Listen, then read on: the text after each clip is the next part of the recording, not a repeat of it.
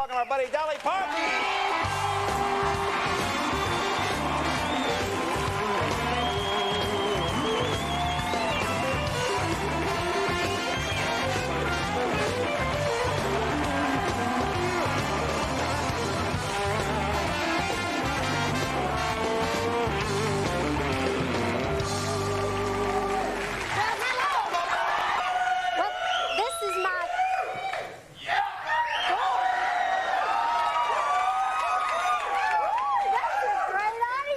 I swear I didn't bring any of them. No, you're not. But I'm going to pay them after. Thank you.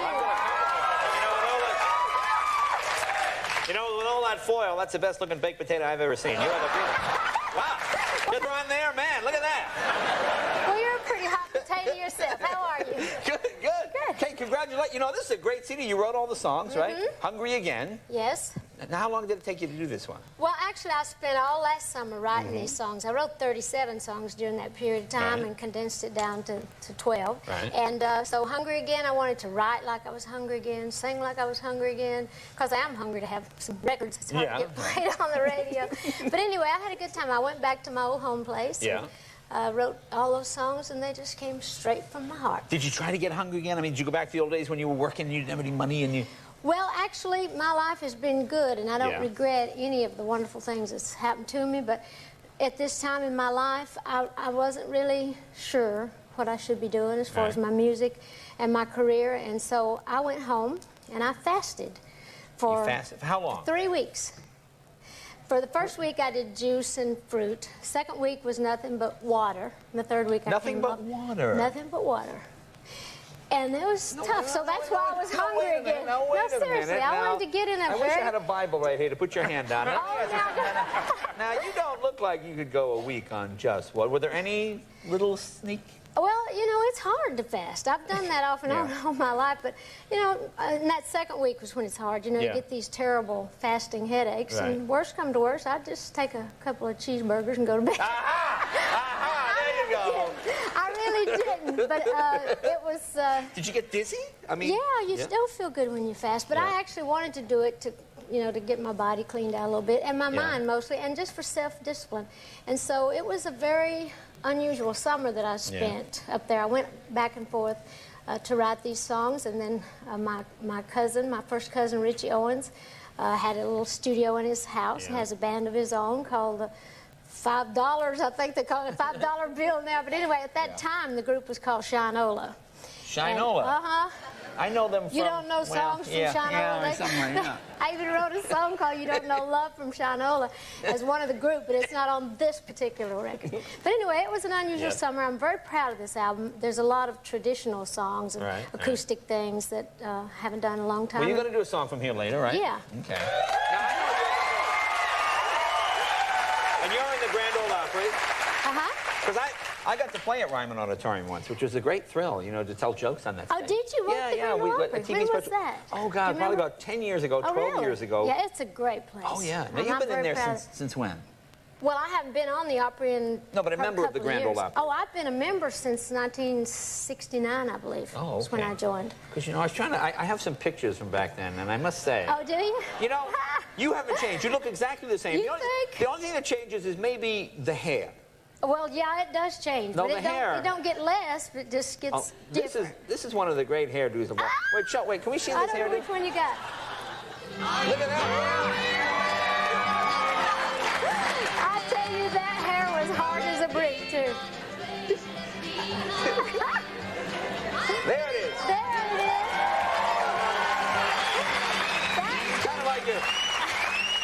I think that video, I think they said it was from '67. I think I've seen that when we used some things and when I was putting my Paradise Road. But that hair was so hard. Just spray it up. Well, you have to. I mean, there was bees and everything in that one. You know what? There was a story you told once. Now, about the country fair. You know what I'm talking about? The first time you went to a country fair? Oh, the alligator. The alligator? Oh, I don't know. That's the first time I went to the fair. Well, that was years ago. Yeah. Well, back home, growing up like we did, you know, the big families, and you don't get to do anything, and we were restless. You know, it's just a part of, especially people like me. And I had this cousin who was about as crazy as I am. And she was always running off. She was from a family of, like, there was 10 or 12 kids in their family, too. Right. And so she was always running off with every holy roller preacher that come through town, every salesman, anybody that came through town. But anyway, she got gone. She left. The county fair came to town. Nobody saw her. And we just assumed she'd run off with another preacher or something. We didn't link it to the fair. Till the next year, the fair comes back to town. So I was always very fascinated with all this, and they had this sign out, "See the alligator girl straight from the Nile." So I had my dime, me and a bunch of girls went in. So they had this big old water tank, and so they had a girl. I couldn't wait to see her. You know, they had on the picture, they had like in this suit, this leopard skin suit and the whole thing. So I go in and there's my cousin. She's the alligator? She's going flying around. And she's swimming in this water. And I said, "Geneva, it's me." I changed the name to protect the guilty. But anyway, I said, "It's me, Dolly." And she just kept swimming around. And anyway, so her daddy found out. Her daddy was real rough on her. That's why she kept running away from home. He found out she was the alligator girl. So he comes and drags her out of the water in front of everybody. There she is with her chipped red nail polish straight from the Nile. And anyway, so as soon as she got a chance, she ran away again. Is that the story? I told that on the Barbara Walters thing. That's very bizarre. That's like the strangest story I've ever heard. Now, it's true. It's even funnier. It was more bizarre. But anyway, that's... Are you following the adventures of Bill and Hillary? Do you follow all this? Well, I mean, I don't... I follow Hillary. You can't keep up with Bill.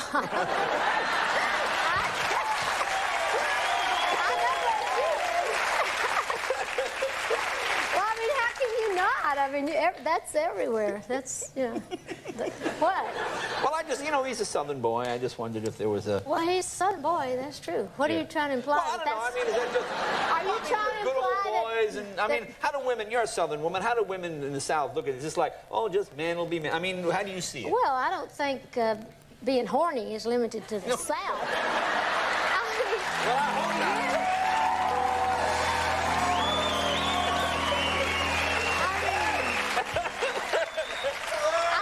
About every guy I've ever been around has had his brains in the head of his subpoena.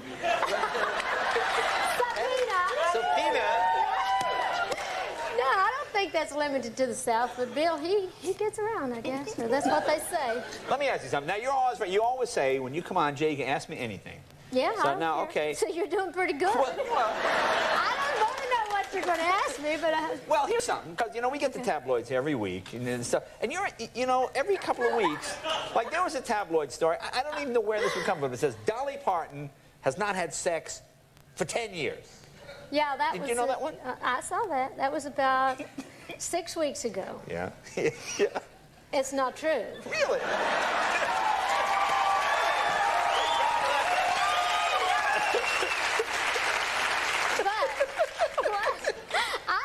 Where they come up with, like, I would tell somebody, even if it was true. I mean, it's like, where did they get this stuff? I haven't had enough sex in 10 years. Right? It's like, but I don't know where they just come up with that. And then the other one, Dolly, you're having a child. I think it said Dolly. Oh, that's after I haven't had sex in 10 right. years. The next week it says Dolly has a baby at 52. No, but that seems to pop up a lot. Actually, that one was about me adopting. I guess you'd call that immaculate deception, wouldn't you? But anyway, I've adopted that same baby 4 times. Once in the Globe, once in Star, once in the Examiner, and once in whatever. But anyway, that's a picture that I made with some fan's baby. Right. I have no idea whose baby that is. And they keep showing this. And I'm not adopting a baby. It'd be nice to have kids. I don't know where they come up with these stories, but... As long as they're talking about me. It's good you're a good sport about it. I mean, you can joke about it, because I see them, and it seems so ridiculous, and then, you don't get mad. You just sort of laugh it off. No, I just get some of my best stuff on stage. I'm like you. I just try to turn it into... And you're going to sing for us a little bit later? Yeah. Okay, good. Have you met Cheyenne? No. Oh, yeah, very... She's like the Jay Leno of Latin America. Okay, we'll be right back with Cheyenne. Dolly Parton, right back to this.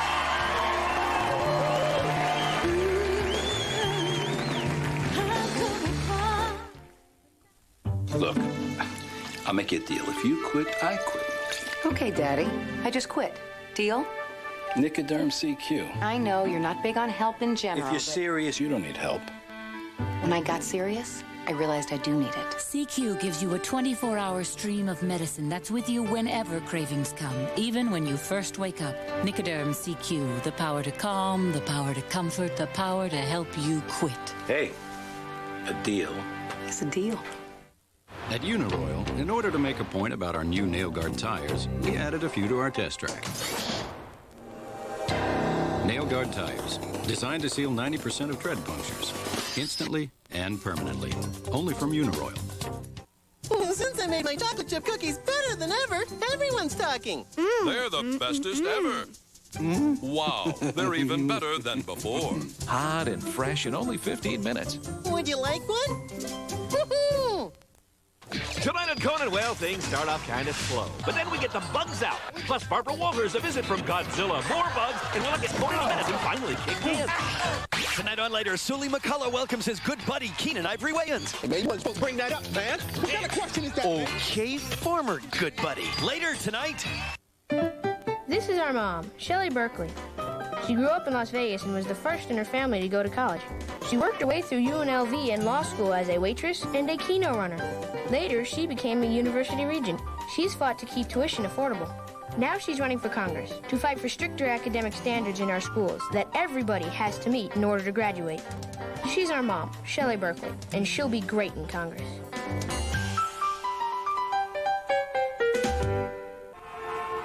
I like to sit in traffic. I always look at it as an opportunity to talk to the person next to you. But other people don't see it that way. Lighten up. Just lighten up. You know, we're all stuck in this world together. Make it happy, you know? I don't mind sitting in traffic as long as I get Chevron with Techron. I feel great no matter where I am. Make your car feel great. Use Chevron with Techron. It's a party. It's like a tailgate party. Huge savings are at factory authorized clearance now. Financing as low as 0.9% or up to $1,500 cash back. What will you save? 1.9 financing is great, but 0.9? Save me like $2,500 on a cool car. What will you save? We got the Ford Escort. Perfect for the three of us. We save money every month, so we can afford to be responsible parents. What will you save? Hurry and find out today during Ford's factory authorized clearance at your Southern Nevada Ford store. Prepare for sudden sensory overload. It's hot. It rocks. It's American Superstars. No other variety show mirrors pop culture with more energy and excitement. American Superstars. If it's hot in music today, it's on stage tonight.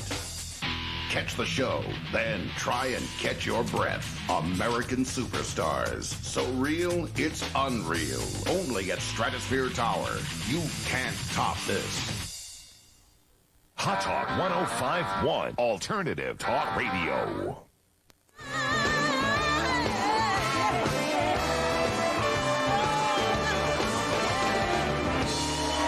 My next guest is a superstar throughout Latin America. In addition to being an actor, he has 28 gold and 19 platinum Spanish records. He is making his American film debut in Dance With Me with Vanessa Williams. It's in a theater near you right now. Please welcome Cheyenne.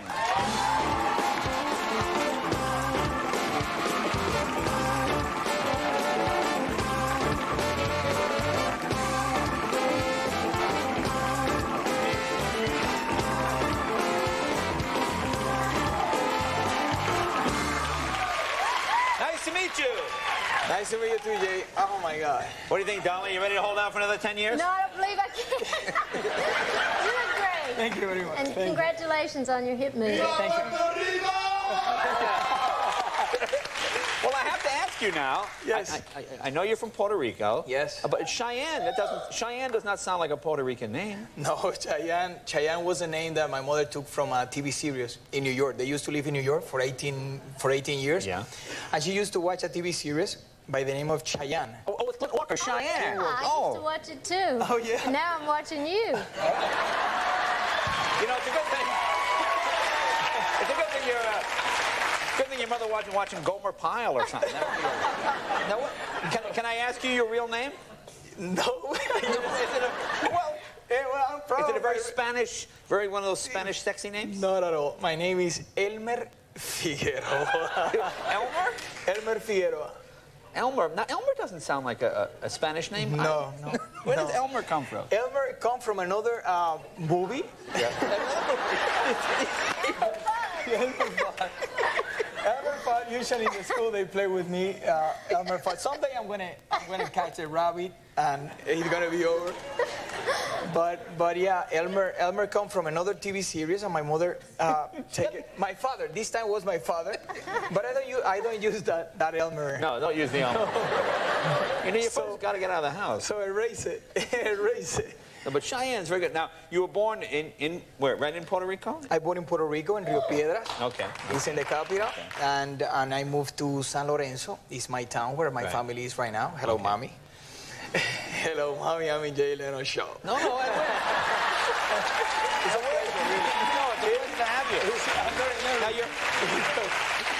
I'm very nervous, but it's a real pleasure, Jay, because we see you all over the world and in Miami every night. But you think I'm Don Francisco when you say he's the big Spanish. Yeah. He does this show in Spanish. In Español, es en español. He do the type of show, and you have your market. It's different thing. Yeah. Now let me ask you. Now your English is very good. Where did you learn English? Did you learn from?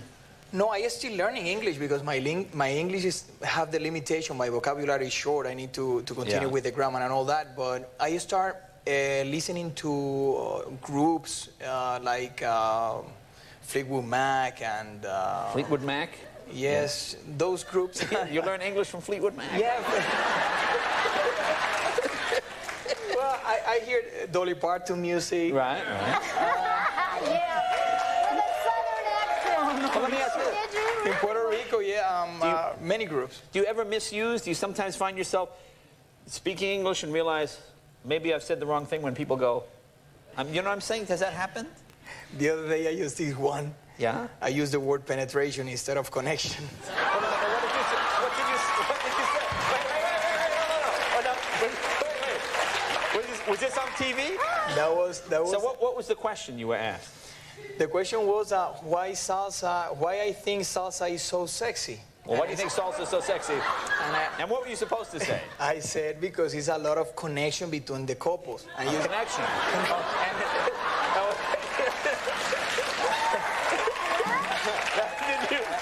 And penetration is very close. Penetration, yes. Very close. And she started looking at me and... She started looking, good, salsa. Now, when did you first perform professionally? Because you've been performing your whole life, right? Yes, I started when I was 10 years old professionally, but I started at the church when I was 5 with my sister and brother. Okay. They used to play the guitar, the accordion. And, well, I was like a mascota. Mascota is like a pet. Because I was 5 years old, running all over. Right. And in a group when I was 10, and we started traveling in Central America, basically. And that group was called? Los Chicos. Los Chicos. Now we have great footage of you when you attend. This is great. Here we go. Hey, here's the sexiest 10-year-old. Here he is. Take a look. Here he is. There he is right in front.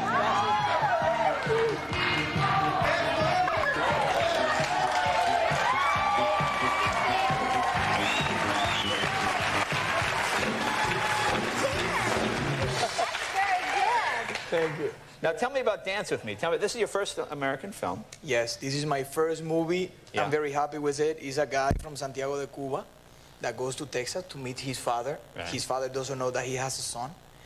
And I start working for him in Academy, and I meet Vanessa Williams' character, and I get involved with her. Right. And it's a connection, not a penetration. No, connections.